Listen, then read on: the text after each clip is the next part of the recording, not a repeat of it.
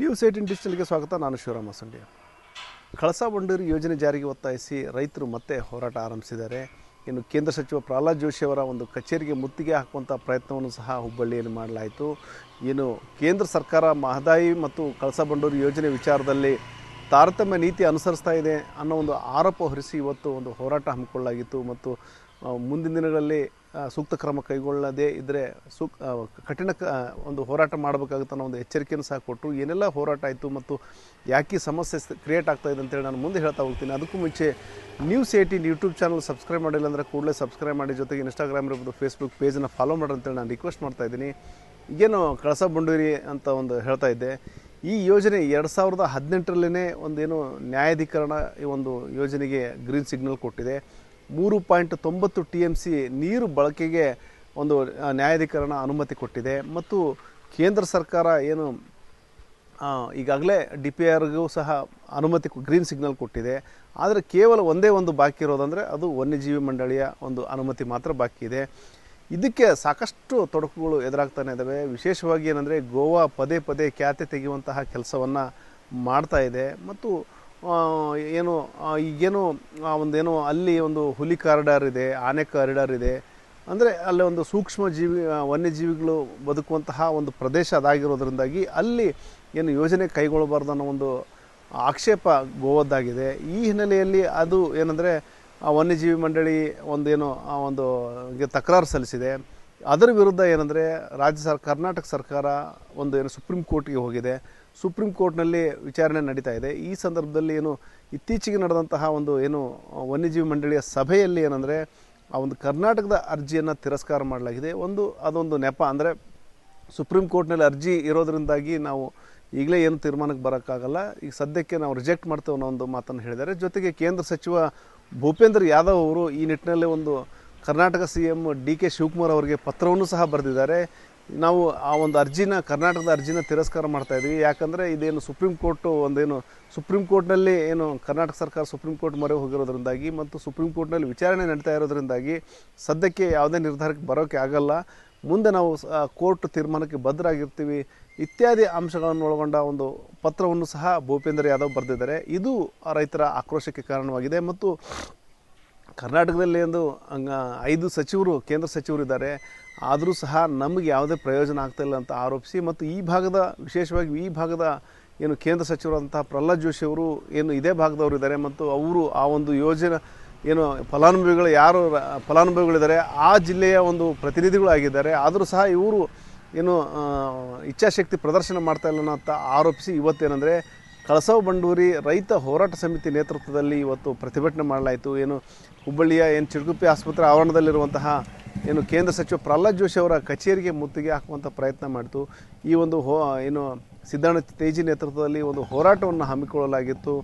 ಈ ನಾವು ಸಾಕಷ್ಟು ಹೋರಾಟಗಳು ಮಾಡ್ಕೊಂಡು ಬಂದಿದ್ದೀವಿ. ಆದರೆ ಇನ್ನೇನು ಕೊನೆ ಹಂತದಲ್ಲಿ ಬರೀ ವನ್ಯಜೀವಿ ಮಂಡಳಿಯ ಅನುಮತಿ ಮಾತ್ರ ಬಾಕಿ ಇದೆ. ಆದರೂ ಸಹ ಪರ್ಮಿಷನ್ ಕೊಡಲಿಕ್ಕೆ ಮೀನಾಮೇಷಿ ಎಣಿಸ್ತಾ ಇದೆ. ಕೇವಲ ಗೋವಾದಲ್ಲಿ 2 ಸಂಸದರಿದ್ದರೂ ಸಹ ಅವರ ಒತ್ತಾಸೆಗೆ ಮಣಿಲಾಗ್ತಾ ಇದೆ. ಮತ್ತು ಕೇಂದ್ರ ಸರ್ಕಾರ ಗೋವಾ ಪರನೇ ನಿಲುವು ತೆಗೆದುಕೊಳ್ತಾ ಇದೆ, ಕರ್ನಾಟಕದ ಪರವಾಗಿ ನಿಲುವು ತೆಗೆದುಕೊಳ್ತಾ ಇಲ್ಲ. ಇಲ್ಲಿ 19 ಅಂದರೆ JDS BJP ಸೇರಿ 19 ಜನ ಸಂಸದರಿದ್ದರೂ ಸಹ ಯಾವುದೇ ಪ್ರಯೋಜನ ಆಗಿಲ್ಲ. ಮತ್ತು ಸಚಿವರು 5 ರಿಂದ 6 ಜನ ಸಚಿವರಿದ್ದರೂ ಸಹ ನಮ್ಮ ಪರವಾಗಿ ನಿಲುವು ಪ್ರಕಟ ಆಗ್ತಾ ಇಲ್ಲ. ಈ ನಿಟ್ಟಿನಲ್ಲಿ ಏನಂದರೆ ಕೇಂದ್ರ ಸಚಿವ ಪ್ರಹ್ಲಾದ್ ಜೋಶಿ ಅವರು ಕೇಂದ್ರ ಸರ್ಕಾರದ ಮೇಲೆ ಒತ್ತಡ ತರಬೇಕು. ನಮ್ಮ ಯೋಜನೆ ಕಳಸಾ ಬಂಡೂರಿ ಯೋಜನೆಗೆ ಅನುಮತಿ ಕೊಡಿಸುವಂಥ ಕೆಲಸ ಮಾಡಬೇಕು. ವನ್ಯಜೀವಿ ಮಂಡಳಿಯ ಗ್ರೀನ್ ಸಿಗ್ನಲ್ ಕೊಡಿಸಲೇಬೇಕು. ಯಾಕಂದರೆ ಈಗ ಈ ಹಿಂದೆ ಗೋವಾ ರಾಜ್ಯಕ್ಕೆ ವಿದ್ಯುತ್ ಸಂಪರ್ಕಕ್ಕಾಗಿ ಗೋವಾ ತಮ್ನಾರ್ ಯೋಜನೆ ಇತ್ತು. ಆ ಸಂದರ್ಭದಲ್ಲಿ ಪ್ರಧಾನಿ ಮೋದಿಯವರೇ ಕರ್ನಾಟಕ ಸರ್ಕಾರಕ್ಕೆ ಪತ್ರ ಬರೆದು ನೀವು ಅಬ್ಜೆಕ್ಷನ್ ಹಾಕಬೇಡ್ರಿ, ಪರ್ಮಿಷನ್ ಕೊಡ್ರಿ, ಸುಸೂತ್ರವಾಗಿ ಆಗಲಿ, ಆ ಅನುಮತಿ ಕೊಡ್ರಿ ಅನ್ನೋ ಮನವಿಯನ್ನು ಮಾಡಿಕೊಂಡಿದ್ರು. ಅದೇ ಮಾದರಿಯಲ್ಲಿ ಕರ್ನಾಟಕದ ಪರವಾಗಿಯೂ ಸಹ ಗೋವಾ ಪ್ರಧಾನಿಗಳು ಯಾಕೆ ಪತ್ರ ಬರೆಯೋದಾಗಲಿ ಅಥವಾ ಮನವಿ ಮಾಡೋದಾಗಲಿ ಮಾಡ್ತಾ ಇಲ್ಲ ಅನ್ನೋ ಒಂದು ಪ್ರಶ್ನೆ ರೈತರದಾಗಿದೆ. ಈ ವಿಚಾರದಲ್ಲಿ 4 ದಶಕಗಳನ್ನು ನಿರಂತರವಾಗಿ ಹೋರಾಟವನ್ನು ಮಾಡ್ತಾ ಇದ್ದೇವೆ. ಇವತ್ತು ತಾರ್ಕಿಕ ಹಂತಕ್ಕೆ ಬಂದಿದೆ. ಭೂಪೇಂದ್ರ ಯಾದವ್ ಅವರು ಮೊನ್ನೆ ದಿನ ವನ್ಯಜೀವಿ ಮಂಡಳಿಯ ಸಭೆ ಇತ್ತು, ಆ ಸಭೆಯಲ್ಲಿ ತೀರ್ಮಾನ ಮಾಡಬೇಕಾಯಿತು. ಜೋಶಿಯವರು ಕೂಡ ಈ ವಿಚಾರದಾಗ ರಾಜಕಾರಣ ಮಾಡೋಂಗಿಲ್ಲ, ನಿಮ್ಮ ಪರವಾಗಿ ಇರ್ತೀನಿ ಅಂತ ಹೇಳಿದರು. ಆದರೆ ಎಲ್ಲೇ ಒಂದು ಕಡೆ ಪ್ರಹ್ಲಾದ್ ಜೋಶಿ ಅವರು ಇದರಲ್ಲಿ ಮೂಗು ತುರ್ಸು ಕೆಲಸ ಮಾಡ್ತಾರೋ ಅಥವಾ ಬೇಕಂತ ಮುಂದೆ ಹಾಕಿದ್ರೋ ಗೊತ್ತಿಲ್ಲ. ಇವತ್ತು ಅವ್ರ ಕಚೇರಿಗೆ ಮುತ್ತಿಗೆ ಹಾಕಿ ಹೋರಾಟ ಮಾಡೋದು ಇಷ್ಟೇ. ಪ್ರಹ್ಲಾದ್ ಜೋಶಿಯವರು ಮಧ್ಯಸ್ಥಿಕೆ ವಹಿಸಬೇಕು. ನರೇಂದ್ರ ಮೋದಿಯವರ ಮನವೊಲಿಸೋ ದೊಡ್ಡ ವಿಷಯ ಏನಲ್ಲ, ಪ್ರಹ್ಲಾದ್ ಜೋಶಿಯವರು ಮನವೊಲಿಸಿದ ದೊಡ್ಡ ವಿಚಾರ ಆಗೈತಿ. 5 ಸಾರಿ ಸಂಸದರಾಗಿರಿ, ನಮ್ಮ ಭಾಗದ ಋಣ ತೀರಿಸ್ಬೇಕಂದ್ರೆ ಶ್ರೀಯುತ ಪ್ರಹ್ಲಾದ್ ಜೋಶಿಯವರೇ ನೀವು ಮಧ್ಯಸ್ಥಿಕೆ ವಹಿಸಬೇಕು. ನೀವು ಮಧ್ಯಸ್ಥಿಕೆ ಎಲ್ಲಿವರೆಗೆ ವಹಿಸಿ ಮಹದಾಯಿ ಸಮಸ್ಯೆ ಇತ್ಯರ್ಥ ಮಾಡೋದಿಲ್ಲ ಅಲ್ಲಿವರೆಗೆ ನಿಮ್ಮ ಕಚೇರಿ ವಿರುದ್ಧ, ನಿಮ್ಮ ಕಚೇರಿ ಎದುರುಗಡೆ ಹೋರಾಟ ಮಾಡೋದು ಅನಿವಾರ್ಯ ಆಗ್ತದೆ ಅಂತ ಹೇಳಿಕ್ಕೆ ಇಚ್ಛಪಡ್ತೀವಿ. ಕಳೆದ 10-12 ದಿನಗಳಿಂದ ಕೇಂದ್ರದಲ್ಲಿ ಭೂಪೇಂದ್ರ ಯಾದವ್ ಅನ್ನೋರೊಬ್ಬರು ಮಂತ್ರಿಗಳು, ಅವರು ನಮ್ಮ ಕರ್ನಾಟಕ ರಾಜ್ಯದ ಏನು ಒಂದು ಅಪ್ಲಿಕೇಶನ್ ಅರ್ಜಿಯನ್ನು ಕೊಟ್ಟಿದ್ದು ಅದು ರಿಜೆಕ್ಟ್ ಮಾಡಿದ್ದಾರೆ. ನಾವು ಅದಕ್ಕೆ ಮೊಟ್ಟ ಮೊದಲಾಗಿ ಬಲವಾಗಿ ಖಂಡಿಸ್ತಾ ಇದ್ದೀವಿ. ಯಾಕಂದರೆ ಇದು ಸುಮಾರು ನಾವು 2015-16ರಿಂದ ಈ 4 ಜಿಲ್ಲೆ ಒಳಗೊಂಡಂಥ 13 ತಾಲೂಕುಗಳಲ್ಲಿ ರೈತರು ನಿರಂತರವಾಗಿ ಹೋರಾಟ ಮಾಡ್ಕೊಂಡು ಬರ್ತಾಯಿದ್ದಾರೆ. ಭಾಳಷ್ಟು ಸಾವು ನೋವು ಆಗಿ ಕೂಡ ಆಗಿದೆ, ಜೈಲಿಗೆ ಹೋಗಿದ್ದಾರೆ, ನಾನಾ ಥರದ ಹೋರಾಟ ಮಾಡಿದ್ದೀವಿ. ಯಾಕೆ ಇವರು ರೈತರ ವಿಷಯದೊಳಗೆ ತಾರತಮ್ಯ ಮಾಡ್ತಾ ಇದ್ದಾರೆ ಯಾಕನ್ನೋ ಅರ್ಥ ಆಗ್ತಾಯಿಲ್ಲ.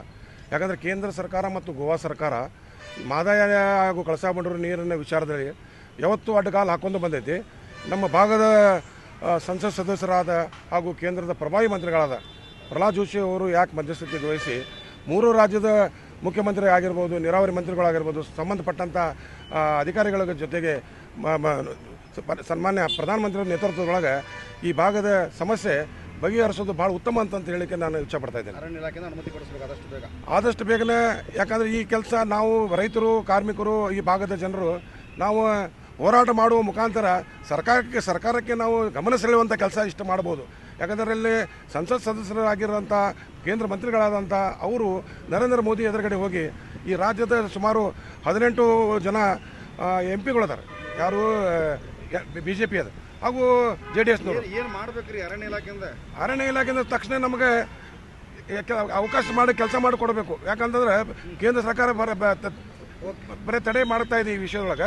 ಆದಷ್ಟು ಬೇಗನೆ ಇದಕ್ಕೆ ಸರಿ ಮಾಡಿಕೊಡ್ಬೇಕು, ರೈತರಿಗೆ ಒಂದು ಒಳ್ಳೆ ಕೆಲಸ ಆಗುತ್ತೆ ಅಂತ ತಮ್ಮ ಮುಖಾಂತರ ಹೇಳಲಿಕ್ಕೆ ಇಚ್ಛಪಡ್ತಾರೆ. ಹಾಗಾಗಿನೇ ಈ ನಿಟ್ಟಿನಲ್ಲಿ ಏನಂದರೆ ಏನು ಒಂದು ಕೇಂದ್ರ ಸರ್ಕಾರ ಕರ್ನಾಟಕದ ಒಂದು ಏನು ನ್ಯಾಯಯುತ ಬೇಡಿಕೆ ಏನಿದೆ ಅದಕ್ಕೆ ಒಂದು ಸ್ಪಂದಿಸುವಂಥ ಕೆಲಸ ಆಗಬೇಕು ಅನ್ನೋದೊಂದು. ಮತ್ತು ಏನಂದರೆ ಇದು ಏನು ಕಳಸಾ ಬಂಡೂರಿ ಅಂದರೆ ಕೇವಲ ಒಂದು ಕುಡಿಯೋ ನೀರಿನ ಯೋಜನೆ ಆಗಿದೆ. ಈಗೇನು 4 ಜಿಲ್ಲೆಗಳು, ವಿಶೇಷವಾಗಿ ಬೆಳಗಾವಿ ಇರ್ಬೋದು, ಧಾರವಾಡ ಇರ್ಬೋದು, ಬಾಗಲಕೋಟೆ ಇರ್ಬೋದು, ಗದಗ ಜಿಲ್ಲೆಗಳಿಗೆ ವಿಶೇಷವಾಗಿ ಇದು ಕುಡಿಯುವ ನೀರಿಗಾಗಿ ಒಂದು ಇರುವಂತಹ ಯೋಜನೆ ಆಗಿದೆ. ಇಂತಹ ಕುಡಿಯುವ ನೀರು ಯೋಜನೆಗೂ ಸಹ ಈ ರೀತಿ ಒಂದು ಅಡ್ಡಿ ಆತಂಕ ಮಾಡೋದು ಸರಿಯಲ್ಲ ಅನ್ನೋ ಒಂದು ಪ್ರಶ್ನೆ ರೈತರದ್ದಾಗಿದೆ. ಹಾಗಾಗಿ ಇವತ್ತೇನು ಪ್ರಹ್ಲಾದ್ ಜೋಶಿ ಅವರ ಕಚೇರಿ ಎದುರು ಪ್ರತಿಭಟನೆ ಮಾಡಿದರು ಮತ್ತು ಎಚ್ಚರಿಕೆಯನ್ನು ಸಹ ಕೊಟ್ಟಿದ್ದಾರೆ. ನೀವೇನಾದರೂ ನಮ್ಮ ಪರವಾಗಿ ಏನಲ್ಲಿ ಒಂದಷ್ಟು ಪ್ರಯತ್ನಗಳು ಮಾಡಲಿಲ್ಲ, ನಮ್ಮ ಪರವಾಗಿ ಏನಾದರೂ ನಿಲುವು ಪ್ರಕಟಿಸಲಿಕ್ಕೆ ಕ್ರಮ ಕೈಗೊಳ್ಳಲಿಲ್ಲ ಅಂದರೆ ನಾವು ಮತ್ತೆ ಏನು ಈ ಹಿಂದೆಯನ್ನು ದೊಡ್ಡ ಮಟ್ಟದ ಹೋರಾಟ ಮಾಡಿದ್ವಿ ಅದೇ ಮಾದರಿಯ ಹೋರಾಟವನ್ನು ನಾವು ರೂಪಿಸಬೇಕಾಗುತ್ತೆ ಅನ್ನೋ ಒಂದು ಎಚ್ಚರಿಕೆಯನ್ನು ಸಹ ಕೊಟ್ಟಿದ್ದಾರೆ. ಒಟ್ಟಾರೆ ಏನು ಕಳಸಾ ಬಂಡೂರಿ ಏನು ಯೋಜನೆ ನೆನೆಗುದಿಗೆ ಬಿದ್ದಿದೆ ಅದಕ್ಕೆ ಪದೇ ಪದೇ ವಿಘ್ನಗಳು ಎದುರಾಗ್ತಾ ಇದ್ದಾವೆ. ಆ ವಿಘ್ನಗಳ ನಿವಾರಣೆಗಾಗಿ ಇವತ್ತು ರೈತರು ಹೋರಾಟ ಮಾಡಿದರು. ಆ ಹೋರಾಟ ಒಂದು ಎಚ್ಚರಿಕೆಯನ್ನು ಸಹ ಕೊಟ್ಟಿದ್ದಾರೆ. ಮುಂದಿನ ದಿನಗಳಲ್ಲಿ ಮತ್ತಷ್ಟು ತೀವ್ರಗೊಳಿಸುವಂತಹ ಎಚ್ಚರಿಕೆಯನ್ನು ಸಹ ಕೊಟ್ಟಿದ್ದಾರೆ. ಈ ನಿಟ್ಟಿನಲ್ಲಿ ಕೇಂದ್ರ ಏನು ಕ್ರಮ ಕೈಗೊಳ್ಳುತ್ತಂತ ಕಾದು ನೋಡಬೇಕಾಗಿದೆ. ಶಿವರಾಮ ಸುಂಡಿ, ನ್ಯೂಸ್ 18 ಹುಬ್ಬಳ್ಳಿ. ನಿರ್ಭೀತ, ನಿಷ್ಪಕ್ಷಪಾತ, ವಿಶ್ವಾಸಾರ್ಹ ಸುದ್ದಿಗಳಿಗೆ ಹೆಸರಾಗಿರುವ ನ್ಯೂಸ್ 18 ಕನ್ನಡ ಈಗ ಆಪ್ನಲ್ಲೂ ಲಭ್ಯವಿದೆ. ದಯವಿಟ್ಟು ಇಲ್ಲಿರುವ QR ಕೋಡ್ನ ಸ್ಕ್ಯಾನ್ ಮಾಡಿಕೊಂಡು ಆಪ್ ಡೌನ್ಲೋಡ್ ಮಾಡೋದಕ್ಕೆ ಮರಿಬೇಡಿ. ನಿಮ್ಮ ಬೆಂಬಲ ಹೀಗೆ ಸದಾ ನಮ್ಮೊಂದಿಗಿರಲಿ.